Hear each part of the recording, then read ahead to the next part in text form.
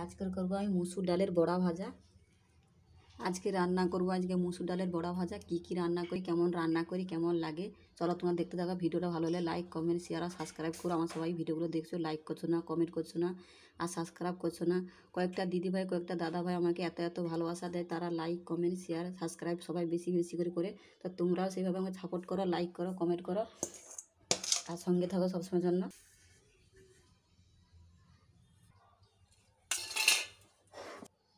আদা, রসুন, পেঁয়াজগুলো কেটে নেব ভালো করে। কচু পাতাটা, পদ্ম পাতাটাকে ভালো করে কেটে নিয়ে ধুয়ে নেব। এই যে দেখতে পাচ্ছ কেটে নিয়ে চলে এসেছি। 6টা পদ্ম পাতা আছে এখানে।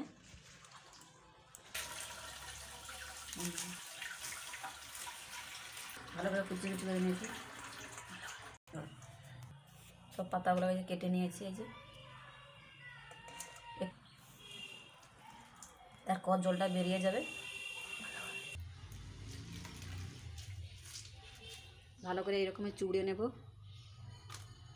আজকে করবো আমি পদ্ম কচুর বড়া ভাজা, তোমরা দেখতে থাকো।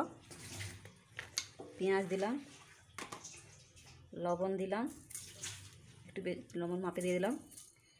তারপরে দেব লঙ্কা গুঁড়ো, হলুদ গুঁড়ো।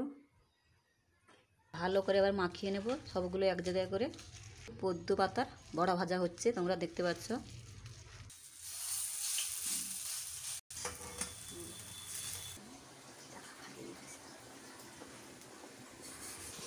সবগুলো ভাজা হয়ে গেছে, লাল লাল হয়ে কত সুন্দর হয়ে একটা নতুন রেসিপি বানালাম। তো তোমরা দেখতে পাচ্ছ। ভিডিওটা ভালো হলে লাইক, কমেন্ট, শেয়ার আর সাবস্ক্রাইব করো। নতুন রেসিপি রান্না করেছে, এই যে দেখতে পাচ্ছ।